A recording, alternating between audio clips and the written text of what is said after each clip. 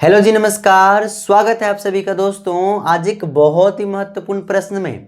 दोस्तों class 10th के विद्यार्थियों के लिए आज सच में एक बहुत ही महत्वपूर्ण प्रश्न लेकर आया हूं। तो बिना देर किए हम लोग प्रश्न पर आते हैं। प्रश्न क्या है आपको पता है ना? बिल्कुल पता है, तभी ना आपने क्लिक करा। फिर भी हम लोग प्रश्न को देख लेते हैं। प्रश्न है दोस्तों, सत्याग्रह विचार का क्या अर्थ है? सत्याग्रह विचार। दोस्तों ये प्रश्न इसलिए इम्पोर्टेंट हो जाता है, ये जो प्रश्न है ना, मैं पहले आपको बता देता हूँ।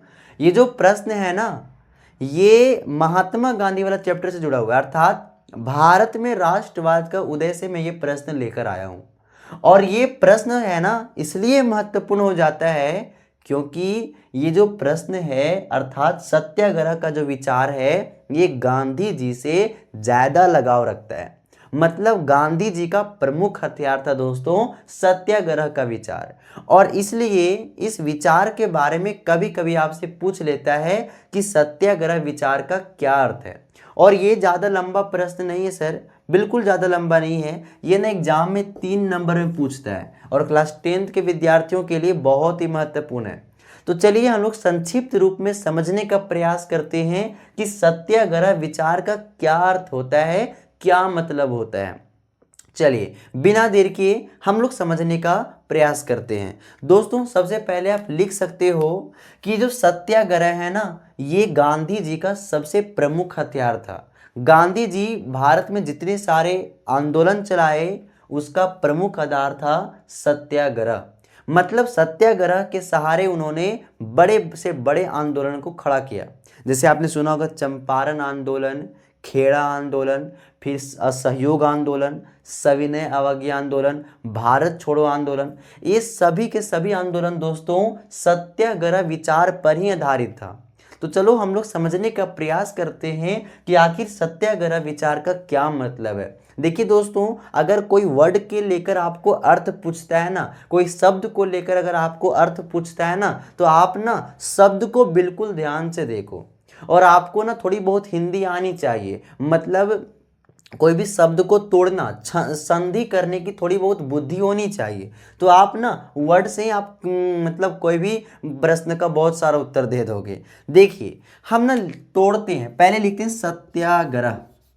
दोस्तों सत्याग्रह, सत्याग्रह हमने लिख दिया। अगर आप वर्ड को बिल्कुल ध्यान से देखोगे सत्याग्रह, अगर इसको तोड़ते हैं तो क्या निकल कर आएगा सर? इसको तोड़ने से हमने देखा ये दो शब्द से मिलकर बना है। पहला सत्य और दूसरा दोस्तों आग्रह। क्या है? आग्रह। सत्य और आग्रह। मतलब सत्य और आग्रह से मिलकर क्या बना है? सत्याग्रह। क्या बना है? सत्याग्रह। और सत्य आग्रह, सत्य आग्रह मतलब समझ रहे? आग्रह का मतलब क्या करना? किसी के सामने रिक्वेस्ट करना, आग्रह करना। जैसे मैं आपसे बार बार कह रहा हूं कि आप ध्यान से पढ़ो बच्चों, ध्यान से पढ़ो बच्चों। मतलब मैं आपसे आग्रह कर रहा हूं। किस लिए आग्रह कर रहा हूं? पढ़ने के लिए आग्रह कर रहा हूं, है ना? तो यहाँ पे सत्य के लिए आग्रह करना ही क्या कहलाता है? सत्याग्रह कहलाता है। तो आपने पहला वाक्य में ये लिख सकते हैं कि सत्याग्रह दो शब्द से मिलकर बना है।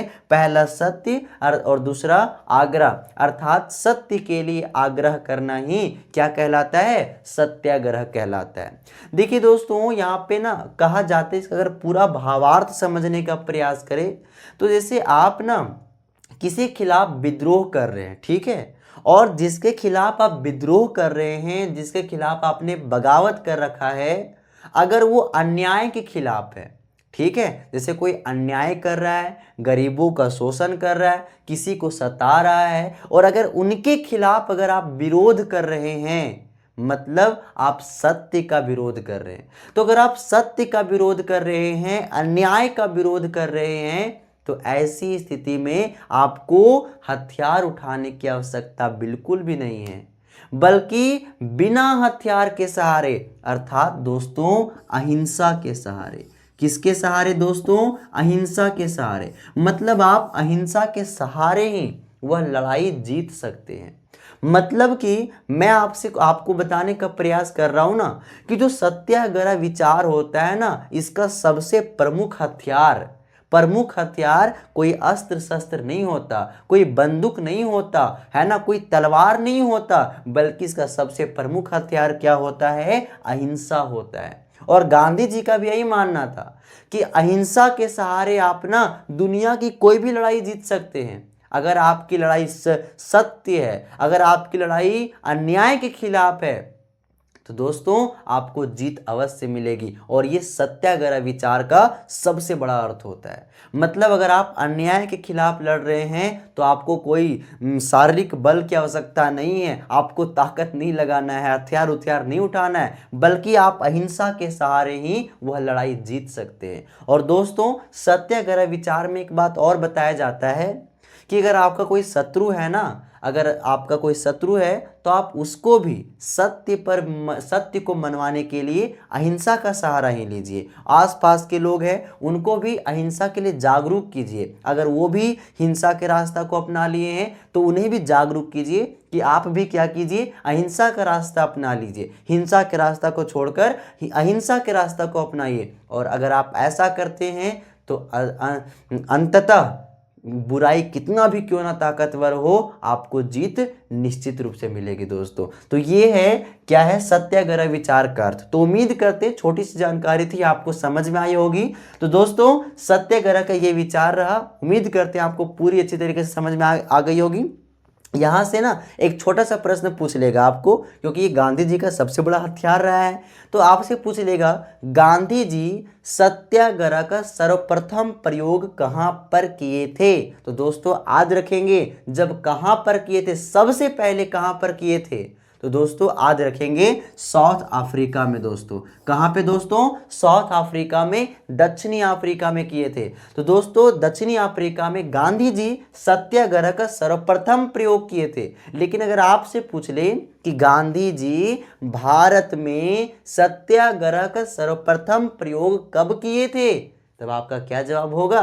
तब आपका जवाब होगा चंपारण में। कहां पर? चंपारण में। आपने नाम सुना है ना 1917 में चंपारण सत्याग्रह, जो किसके द्वारा चलाया गया था? गांधी जी के द्वारा। तो जो गांधी जी के द्वारा 1917 में चंपारण सत्याग्रह चलाया गया था, वो दोस्तों किसके नेतृत्व में? गांधी जी के नेतृत्व में। और गांधी जी का भारत में सत्याग्रह का सर्वप्रथम प्रयोग था। तो गांधी जी ने भारत में सत्याग्रह का सर्वप्रथम प्रयोग कब किए थे? 1917 में चंपारण में। और पूरे विश्व में, मतलब पूरे सबसे पहले कहां पर की गांधी जी ने किया था? तो दक्षिणी अफ्रीका में। तो दोस्तों उम्मीद करते हैं छोटी सी जानकारी आपको पसंद आई होगी। अगर आपके मन में कोई प्रश्न है तो आप कमेंट कीजिए, मैं आपके प्रश्न पर जरूर वीडियो बनाऊंगा। तब तक के लिए आप सभी को बहुत बहुत धन्यवाद।